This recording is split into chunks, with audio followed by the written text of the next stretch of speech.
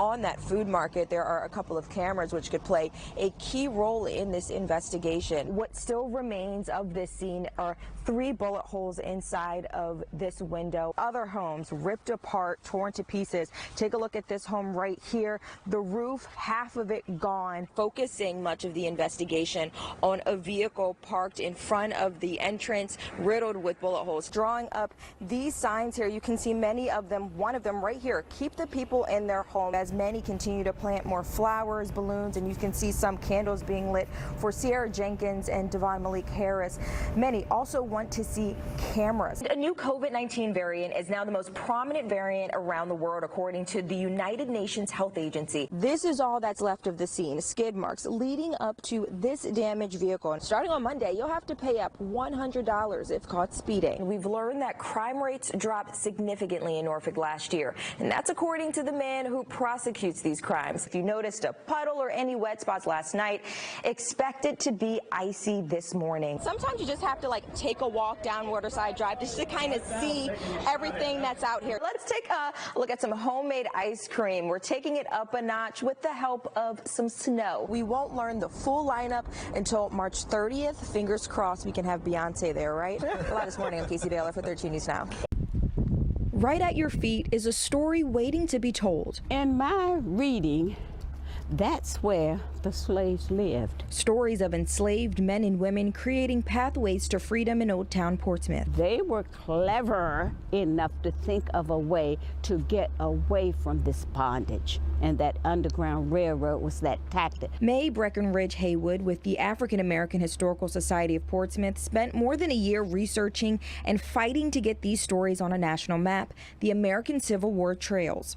A map she says missed a big portion of history. I saw little about the Union soldiers. The Confederates didn't fight the Confederates. They fought. It was a war, civil war between the Confederates and the Union soldiers. Through research about Union soldiers in Portsmouth, she uncovered stories of enslaved people seeking freedom. And those stories are now shared through Portsmouth's Underground Railroad tour. Places like 300 North Street, a frequent hiding place for freedom seekers. And just a few steps away, the story of Clarissa Davis, dating back to 1854. She and her brothers tried to escape.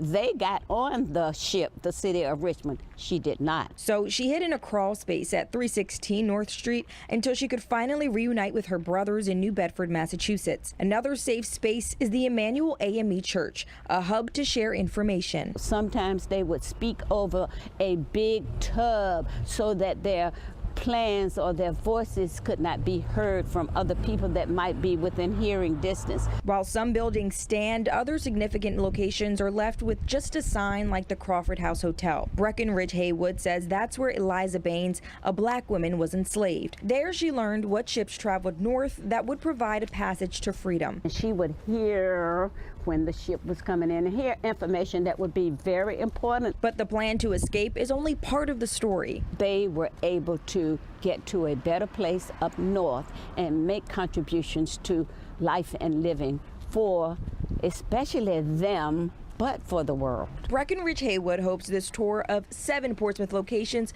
will inspire others to uncover another path in history. We have to play catch up, and that's all right. But I think it's important that we know our history. In Portsmouth, I'm Kaicey Baylor for 13 News Now. As Regent University welcomes students back to campus for the first day of the new semester, a local organization gathered and protested right in front of the university, calling on the termination of Dean Michelle Bachmann. Michelle Bachmann, the dean of the Robertson School of Government at Regent, is under fire for recent comments she made about Gaza. Her remarks have circulated in a video online. So it's time that Gaza ends. The 2 million people who live there, they are clever assassins. They need to be removed from that land. That land needs to be turned into a national park. A university spokesperson says her statement was in response to questions about the war on the Charlie Kirk radio program. It led to a group called Hampton Roads for Palestine to protest outside the university Monday morning. We the people hold Regent University accountable to this claim. It's kind of unfathomable to imagine calling to wipe out a population and just the racism behind those kinds of statements. A couple of weeks ago, Bachman took to social media. She wrote the context of her remarks were centered on Hamas's worldview. She says, quote, "I suggested that perhaps Iran would take in Gazan refugees since it supports Hamas. I did not call for the death or forced relocation of any Gazans." You've embarrassed yourself. You've embarrassed Regent University. You have brought their credibility into question, and you're not fit to do your job. In Virginia Beach, I'm Kaicey Baylor for 13 News Now. Now, come in. We would open the used lid that's being swapped for the day. New equipment for first responders is defining the line between life or death. And this will be the one that's due to be changed out. For years, all we used to do was just fill them up with a bag of normal saline, like IV fluid. Then the used lid that's being swapped for the day. Now, Chesapeake Emergency Medical Services Lieutenant Bobby Hogue carries a vital new tool whenever he's out on the job. Placed into the cooler. Nearly a year ago, the Tidewater EMS Council launched the Whole Blood Initiative, which allows first responders to carry blood in the field to administer to trauma patients over the age of 15. When we started looking at our data, right, and how we managed our trauma patients, is that the impacts that we were having were rather limited because of the loss of blood is one of those things that really dictate outcomes. It started in Virginia Beach and expanded to Chesapeake in April. Until we had brought this on board, the only thing we could do is hopefully stop their bleeding and drive them to the hospital as fast as we can. Now we can actually start to reverse some of the effects of the patient being in shock. It started in Virginia Beach and expanded to Chesapeake in April. Hogue is one of the first within his department trained to use it. He recently put that training to use to help a gunshot victim. They were shot in the lower extremity, but they also met transfusion criteria through our protocol.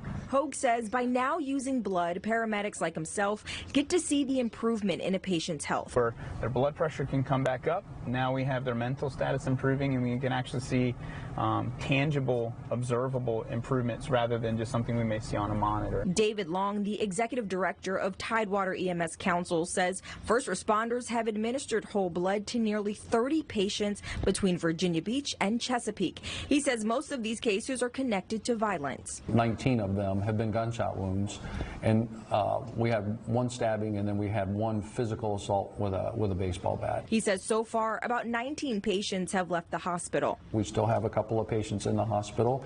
Most have been discharged successfully, so we're seeing about a 60.2% save rate of folks that we've been able to administer blood to. Now, this program is not only a benefit to first responders, it's also helping doctors at Centera Virginia Beach General Hospital. Getting that new blood, getting that immediate is very important for overall patient outcomes. Ishraq Kabir, the trauma medical director for Centera Virginia Beach General Hospital, says a few patients have received whole blood before coming to the hospital. He says he's noticed a significant change that allows doctors to better prepare for any potential medical procedure. When they come to us, they're in a better state from a vital standpoint, and overall, if they come in a better situation, their outcomes after any sort of surgery or intervention that we would have to do, it is better for them. Now Long is looking ahead and preparing for the next phase in this program, treating trauma patients as young as 5 with whole blood and expanding to other cities across southern Hampton Roads. So we're looking for those opportunities to figure out how best to provide such a precious resource. In Chesapeake, I'm Kaicey Baylor for 13 News Now.